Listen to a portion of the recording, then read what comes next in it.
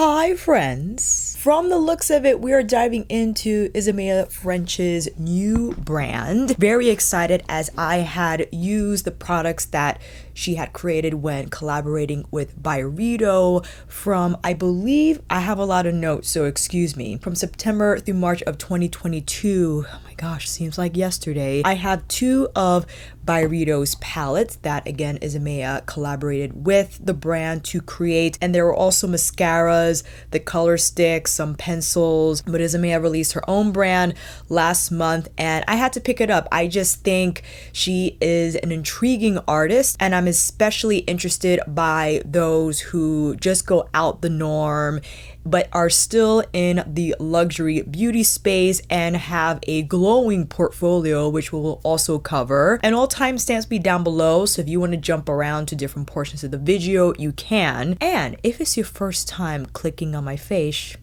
hi, I'm Alicia, an online coach who specializes in flexibility, bodyweight training, and helping those establish sustainable habits for nutrition and movement. But I also love to talk about the makeups. And I decided to pick up the industrial collection from Isamaya Ffrench. This is, I think, just the Browlaq, the Rubberlash, the eyeshadow palette, and the gloss. I did not pick up the Skin Lac. Is that what it's called officially? One more second. Yes, Skin Lac. I got it correct. Only because Natasha Denona and her team sent me the primer, which I think is a similar product in terms of imbuing that glassy skin effect. And I also watched a lot of Isamaya's videos.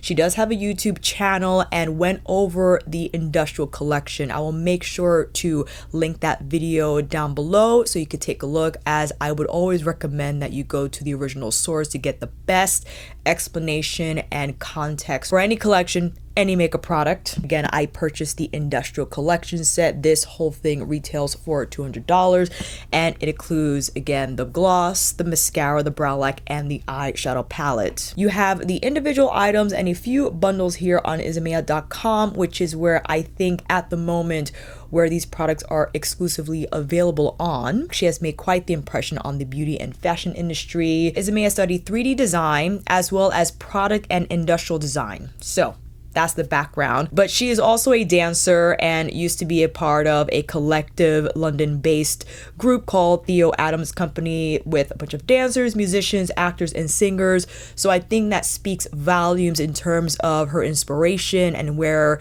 Isamaya is coming from when designing her product releases and her collections. She joined YSL in August of 2015 as the new UK makeup ambassador, became a Christian Louboutin global makeup ambassador in April of 2019, still currently the global beauty director for Burberry, and that occurred in May 2020, and worked with Byredi again from September through March of this year. And Isamaya is known for many of her works, but most notably that How Can You Forget September 2018 cover of Vogue of Rihanna with the thin brows and the floral wreath. Yeah, that was Isamaya. For this collection specifically, Isamaya wanted to go the other route, deviating from classical beauty, what's recognized as such, and go into like that subculture, BDSM, bondage, leather type of a thing, okay? She likes that, and believe that makeup is a tool that helps one release their inner creativity to help the individual escape typical beauty norms. As it says here, these are not tools, they are weapons for truth. And Isamaya plans to release 4 to 5 capsule collections a year, and she doesn't believe in the whole concept of having the same products available throughout the year. She wants to create unique collections that stand alone, that have their own concept and inspiration solo. And I think that's great. It makes it more exciting, and definitely I highly anticipate as a consumer, like, what is she going to think of next? Where we can sit and appreciate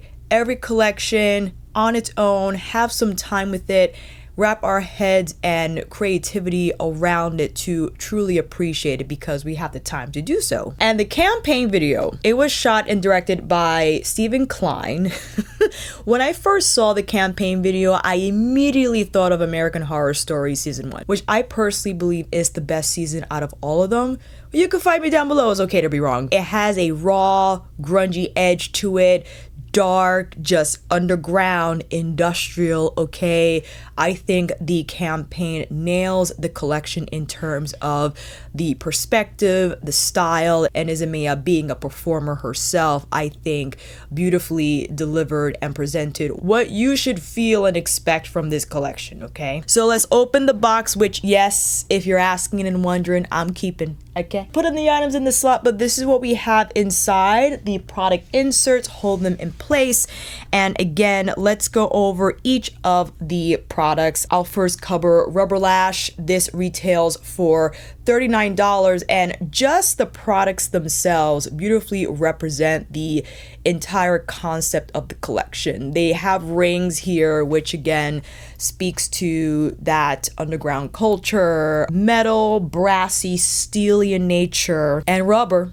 You need the rubber. And here is a look at the spoolie. You got a main spoolie here with a slight curve and a mini spoolie at the end. There's some spikes here to help separate and uplift the lash. Isamaya wanted to create a mascara that was super black, so she explained in her video that this formula is made with 3 different black pigments to deliver that intense look on the lashes. Technically, you do not need a curler, but I tried this yesterday. I need to curl my lashes because Isamaya did say she uses New Lash, and when she applies this mascara, it's crazy on her. So we'll try this again on camera just so you can see it in action. Next, we have the Browlaq, retails for $32. It comes with a separate comb, and as you can probably assume from Isamaya's work on Rihanna from the Vogue cover, that she loves brows, manipulating them, erasing them, shaping them, doing whatever to them just to create an entire different look. And here you have the pomade in a glass jar and the mini comb, where you have the comb at one end and a tip on the other to kind of get that shape. Now the Browlaq itself is a laminating pomade that encapsulates the hairs to give it that stiff feathered look, but it's conditioning as well, so it won't leave the brow hairs feeling hard and rough on the skin. You can also use this to plaster them down, apply foundation and powder, and erase your brows completely. If you wanted to recreate your own Rihanna brow thin look, you have the opportunity with the Browlaq. We have the Liplaq, retails for $38, and you have another ring here at the end of the cap. And again, I think this design was unique and a part of the reason why I wanted to purchase it, because I don't have, my makeup items don't wear jewelry. And I think it's interesting. Isamaya wanted to create a gloss that was universal.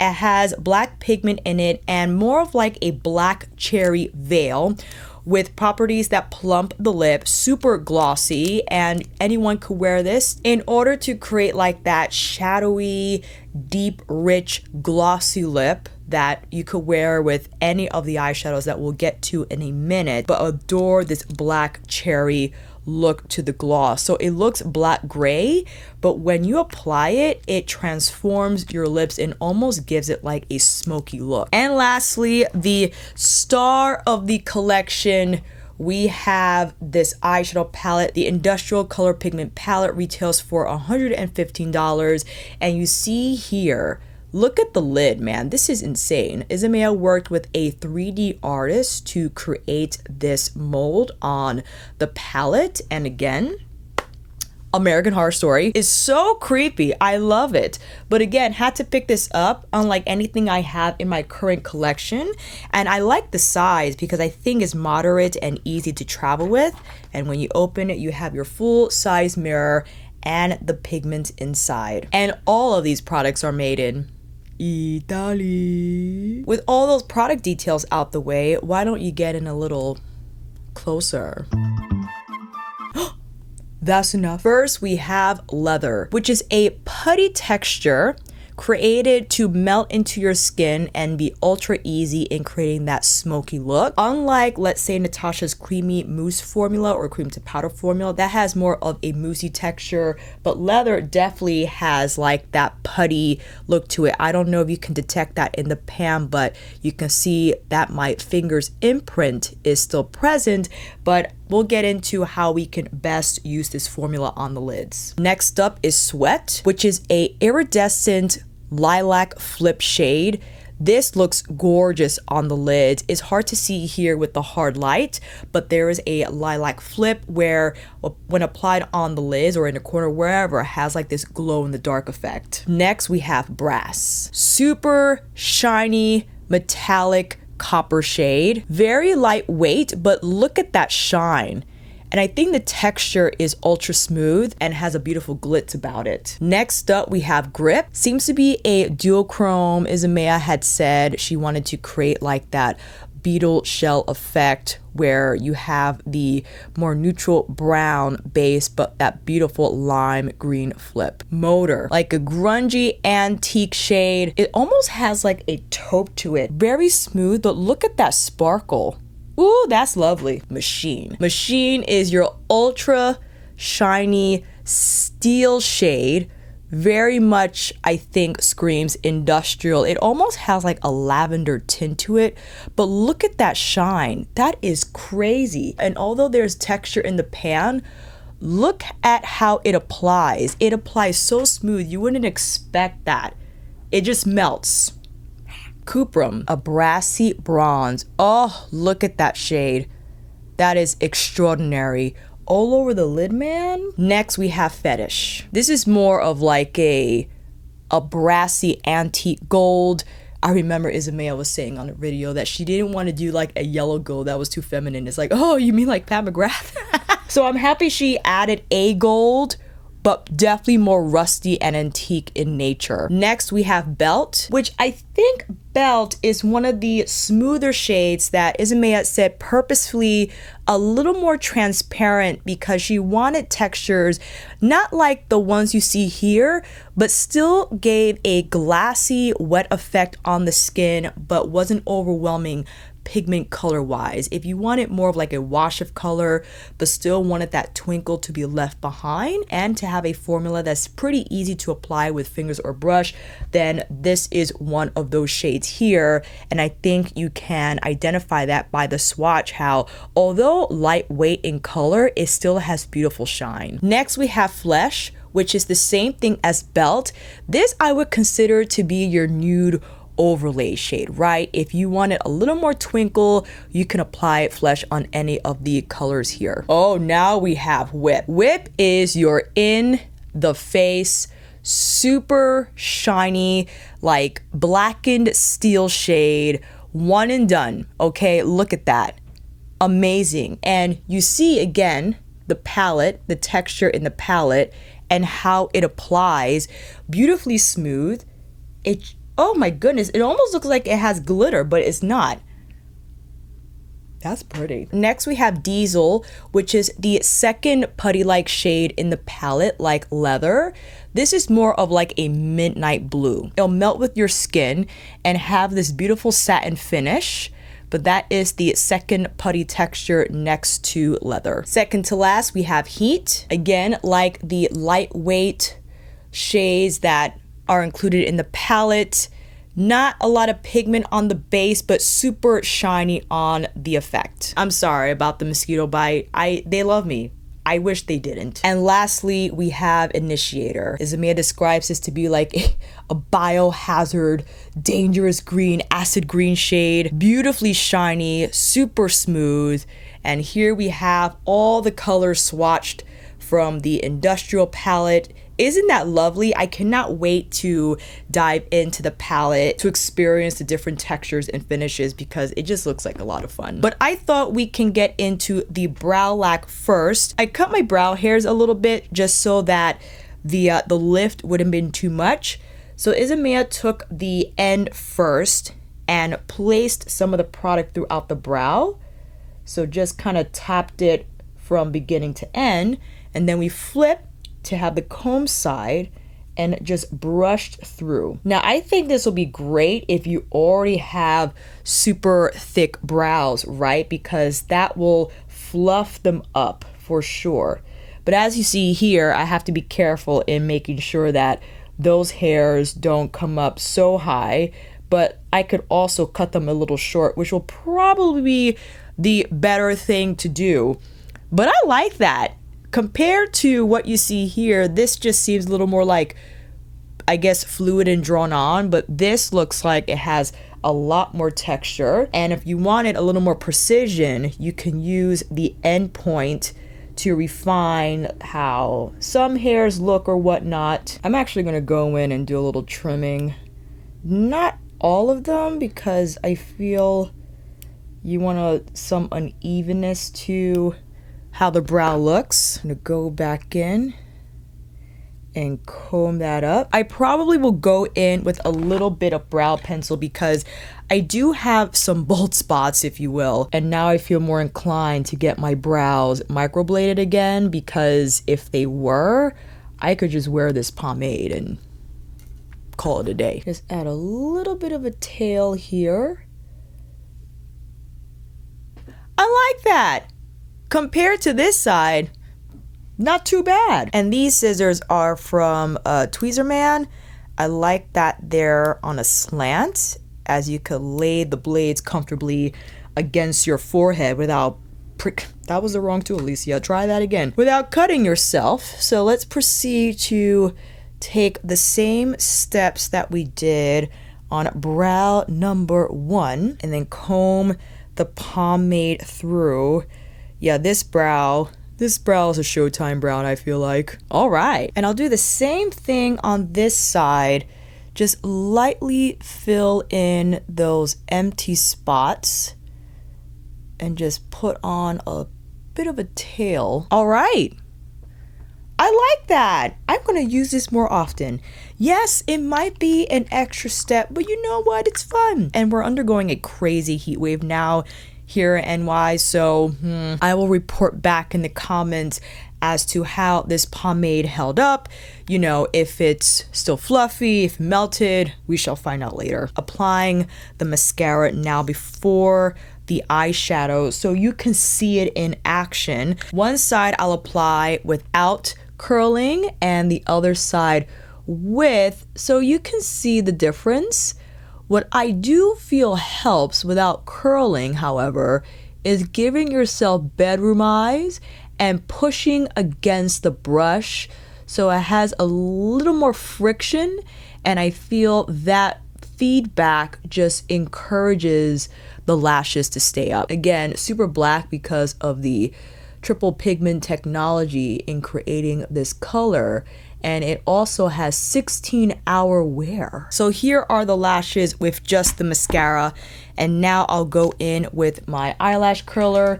This is the Refer curler that I've been using like nuts, but I think it's time to change the rubber lining. So here you can see I get a lot more curl when using a tool first, and while I understand it might be helpful to not curl your lashes and rely entirely on the mascara to do so, I know for my lashes I need the curl boost.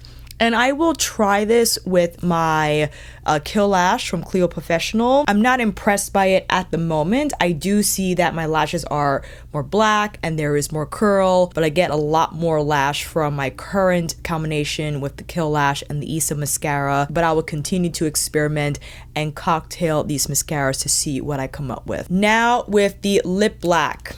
I really like the Liplaq. I tried this yesterday.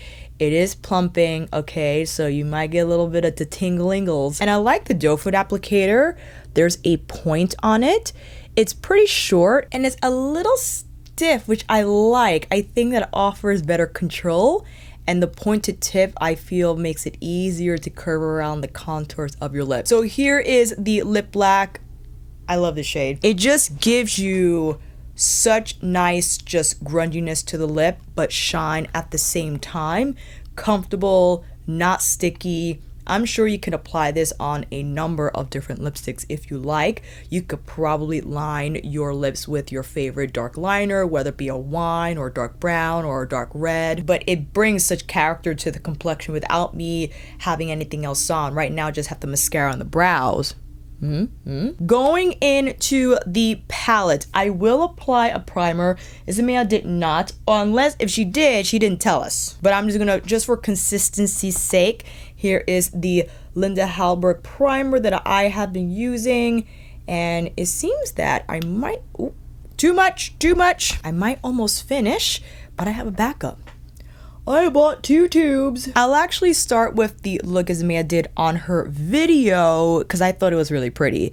She combined a bunch of shadows, my goodness. Starting off with Sweat, this just ultra fun iridescent shade here. She first applied this on the inner corner, so maybe you can see better now that iridescent lilac flip. And I think she went in with Initiator next. Biohazard Green, that's just super shiny, but it's so lightweight on the skin. Great pickup with this brush, my goodness. And I love the twinkle lay down it has, where it's soft enough you don't necessarily need a matte, which, by the way, the only matte in here is leather, and I would consider that like not a matte shade at all. It's a putty, creamy, hybrid type of a shade. And what did she go in with next? I think it was, oh, I forgot. Well, let's see. I'll go in with this shade here. I believe it's Cuprum on the outer part of the lid with Initiator, just to kind of give that bracket here. In terms of the actual textures, very easy to apply. Although soft and easy to blend, they have great impact in terms of shine, and the color also is fantastic. And I'm tapping on the edges here just to shape it a little bit, and if you wanted to do the same. Now, okay, this is what happened. She took this color. Oh, I don't know if I'll be able to do this. She took Motor, this crazy color right here, and did like a wing, which I don't know how the heck she was able to do this, but we're gonna try. Now, I made a mistake. I think she used the bronzy shade to create like that wing with Motor. So what I'll do is kind of like pull it out where Motor is. And you know what? If worse comes to worse, just apply some concealer, it's fine. Taking a short, stiff brush, painting underneath to clean that up. And now I'm going just off the rails here, taking Brass under the lash line. Now, fun fact, this is a Kazan brush, which is a little too soft to pick up this type of a texture. So I'm changing to a squirrel brush that has a lot more grip, and now I'm able to successfully place Brass on the lashes, or rather under the lashes. Brass is so beautifully bright. It has a lot of punch. And I'm taking Leather with my stiff Bushido brush and just trailing my lash line with it to get a little more of that black look, but also placing it here on the outer fourth of my lower lash line. Alrighty, now you're like, okay, this is cool, Alicia. I appreciate the fact that you recreated her look, but what about me who just wants to do one eye? Well, I would go in with this shade here. Let's try, I know, I'm sorry, I forgot all the shades.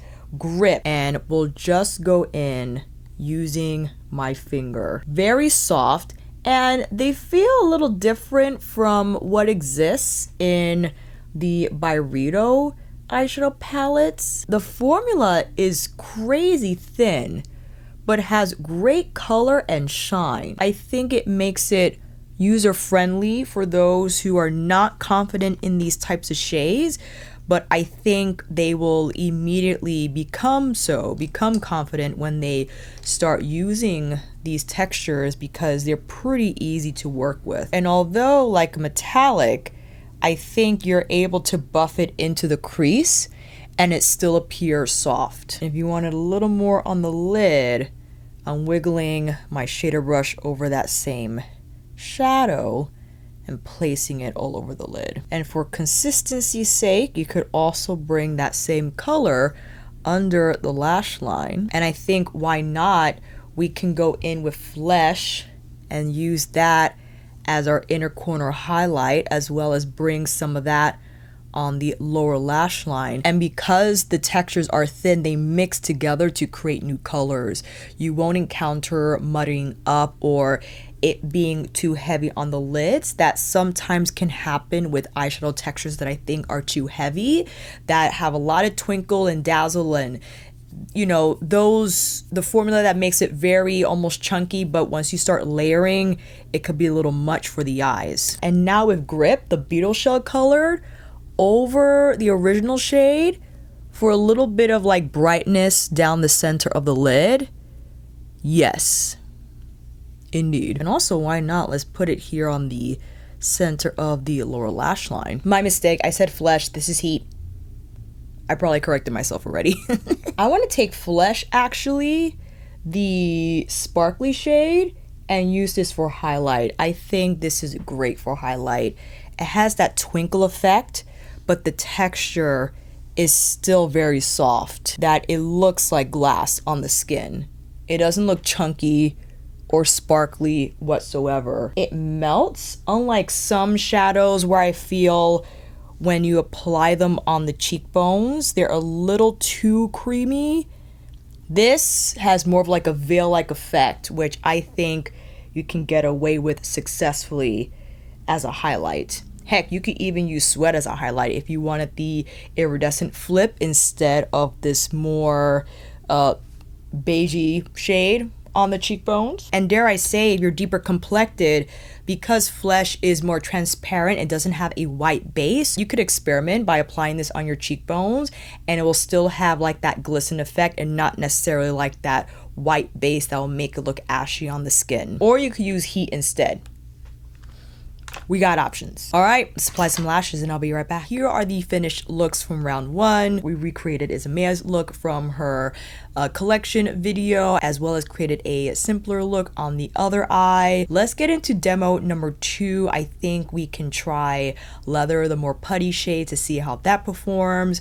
And maybe, you know, just dabble-abble a little bit. So let's wipe this off and I'll be right back. Round 2, I applied a little bit of the LYS bronzer stick because my cheeks just felt naked. But that's a look for sure in terms of you emphasizing the glass laminated skin look, in terms of having those highlighted points come forward and the rest of your skin just is as. That's a valid technique, and sometimes you don't have to apply bronzer and blush, but that's just my personal preference. I did reapply Linda's primer, so I thought we could now dive in. Let's go in with this putty shade, friends.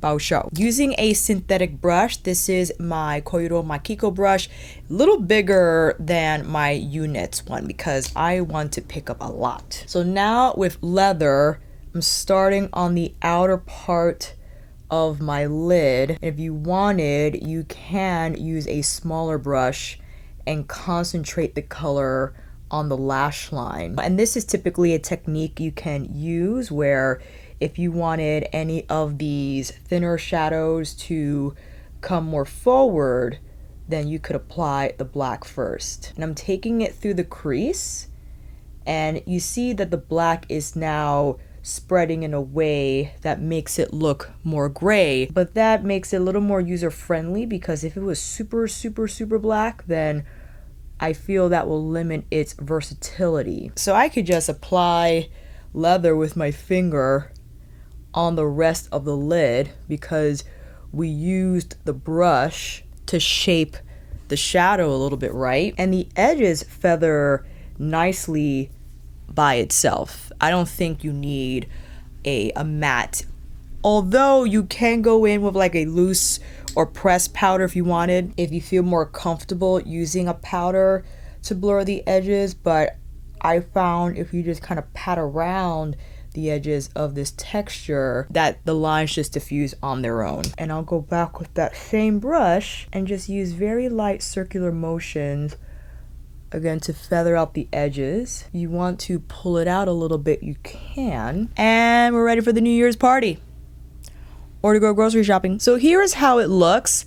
I enjoy the fact that it's not super black unless you reapply the shade, because again, having this natural gradient occur, I feel makes it look softer a little bit on the edges and not it being so intense. Let's go in with Heat on the inner corner this time as our highlight shade, and Heat has this teal flip with the warm beige base.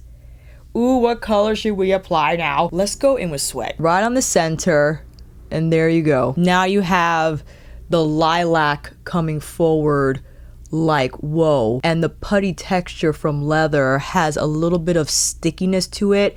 It's not wet sticky, it just has that grab where I feel the lighter texture of Sweat can melt into, and the finished result is just beyond beautifully shiny. We got a whole new color. I mean, that almost looks like it's definitely lilac, but it almost looks blue. And why not? I'm placing Sweat here on the center of the lower lash line to create like that spotlight effect. And I kind of want to go in with Grip.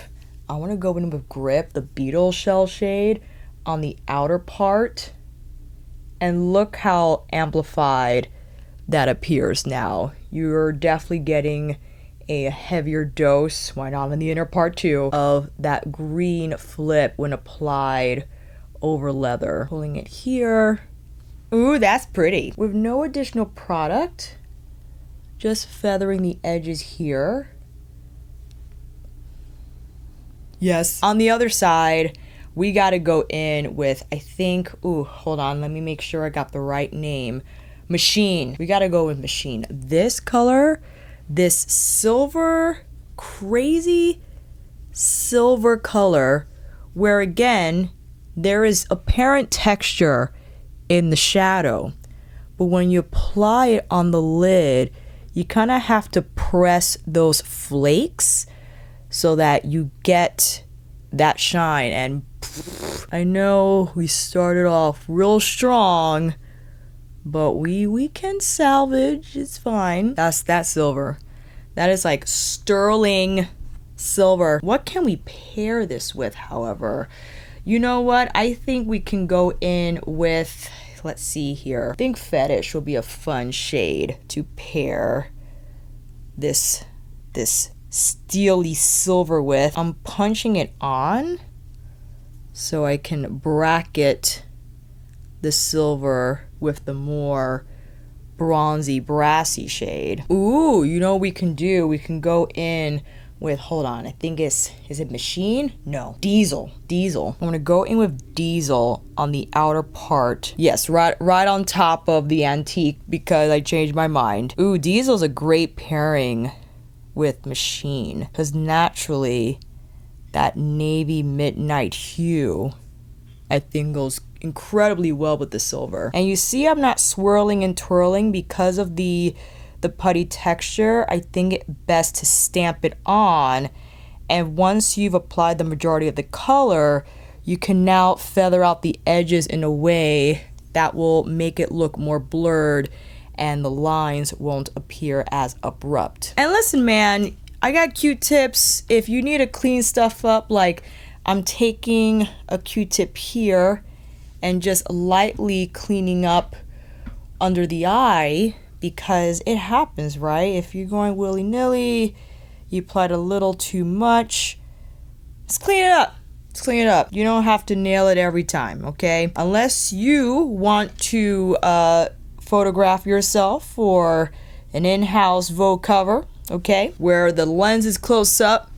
You got professionals, you know, cleaning up any errors or whatnot. But if it's just for yourself, go in and erase and do over as much as you like. Taking Diesel on the lower part here, you know, right after I clean it up, I made another mess, it's okay. And actually placing more on the very outer edge here of the upper lash line. I want that to appear more concentrated and it have a deeper midnight color to it, because keep in mind, I did apply this to, what is it called? To Fetish. And the Fetish color had like that gold antique shade. So because of that, it's going to take on a different color altogether. Whereas if I exclusively apply Diesel by itself, it would appear more midnight. Using a little bit of concealer here and just cleaning up under the eye. Again, not allowing the shadow to travel low, but you could take it as low as you like. And I'm taking the same brush I applied Diesel with, but without any additional product, so you can smooth the blurring, make it a little more soft, instead of adding more product, because, you know, not to repeat that process over and over again. All right, much better. We now have the inner part of the eye to cover, to fill in. Initiator, definitely this acid green on the inner part of the lower lash line, overlapping Diesel. I think a great pair. But look, that is so crazy. It's crazy. And to have this shade here kind of reminds me of Gigabyte. Gigabyte, I think, leans a little more, there's a little more olive in there. I think this is a little more antique gold. And you know what? I'll take leather and emphasize the outer lash line here, just for a little bit of depth and contrast. You could go in with a liquid liner, which I think Isamaya will eventually release. I feel that's in her wheelhouse of favorite products in terms of creating cat eyes, as she had demonstrated on one of her YouTube videos where she was presenting her everyday makeup look, and Isamaya used a liquid liner as her everyday makeup go-to, which could have changed. Who knows what her daily makeup routine is now, but I can only assume, just based off that and expecting more collections to release this year, I would love to see a liquid liner from Isamaya. I think that'll be a lot of fun. Maybe a cool color too. You never know. All right, applying some lashes, and I'll be right back. And here are the final looks from Demo 2. I had a blast creating these eye looks. I think you can see that this is a multifunctional palette in terms of the pigments, the textures that it possesses. Despite the impact, I do feel this might be more user-friendly for those who typically gravitate toward neutral tone palettes. But sometimes, you know, we love what we love, we know ourselves, and if we love the browns and the bronzes, that's cool, and we can stick to those. This is for the consumer who was pondering maybe venturing into different textures and finishes. It's definitely a little more edgy in terms of feel and vibe, and the Industrial palette has all the edgy vibes in it. I actually applied sweat on this side, since I applied sweat on top of leather. For this eye, I thought we can see how the lilac iridescent flip translates on the cheeks, and you can just see how smooth it is. It has a beautiful glow on the flip, very smooth on the application, and I love the texture. It makes it so cheek friendly if you wish to apply these powders on the cheeks and not exclusively on the eyes, especially if you do want to utilize this palette as multifunctional, which I'm sure Isamaya is all for. Definitely Sweat, Flesh, and Heat are your translucent shades that you can use to give a little more twinkle, glass effect on whichever shadow you wish to apply, or even on the cheeks. We have Grip, which is like the Beetle Scale shade, and these shades here that can be more one and done. And Leather is fantastic. I know it might be a much different texture than you're used to, but I enjoy the fact that it's black because I feel that makes it highly versatile, and the fact that the formula has a little bit of grip to it, which sure can be challenging if you try to blend it out in a typical fashion that you would a powder matte. No, you're dealing with a different finish altogether. I wouldn't go swirl and twirl. I would go whipped out, very short strokes in manipulating the finish, the texture, so it has more of a blurred, smooth finish instead of a skipped uneven one, or you can use your finger to dab the majority of leather on your lid and then tap the edges and then use a brush to strike out on the very outer portions of that application so it looks more smooth. And then apply any of these shades on top, especially the ones that have a flip, so it can look more amplified. And again, as I mentioned before, I think just the more lightweight kind of veil-like texture with a lot of these shadows, with a lot of these pigments, I think it makes it very easy to layer and to create lovely gradients that don't overwhelm the lid, that they don't look like they're weirdly overlapping. It just looks smooth in terms of the transitions. Even here, when I applied Diesel on top of, I think it was Fetish, that although there were different textures altogether, it worked out where now you have that sparkly antique gold finish through Diesel, and Diesel has that navy base and then it flows into like that steely silver from Machine. It all works out beautifully. I cannot wait to use this palette. I definitely will all week, and I adore the size because look at this. When someone sees this, you're like, what is in there? Like, don't worry about it.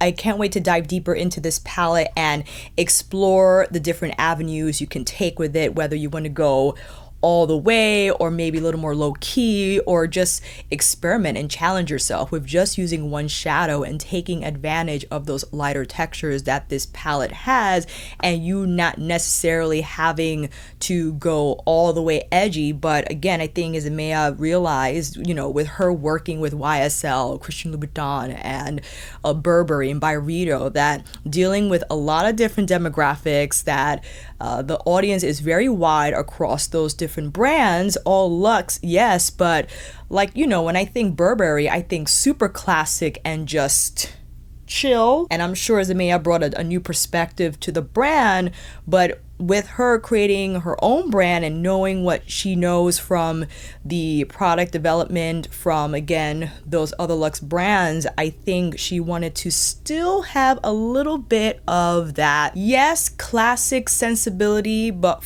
her own interpretation of it, to have a well-balanced experience despite the edginess overall of the collection. I still feel there's some level-headedness with the outrageous, if that makes any sense. Let me know if you picked up anything from Isamaya's collection, if you are anticipating more from the brand. I know I am. Cannot wait to see what she releases next. I will see you down in those comments, fam. And until then, that is a wrap. Thank you all so much for watching. I hope this video helped, and if you like this video, please give it a thumbs up or maybe consider subscribing to my channel. And until then, I will see you on here again with another review tutorial, Isamaya Industrial Collection video, or monthly fave. Take care, and I will see you again soon.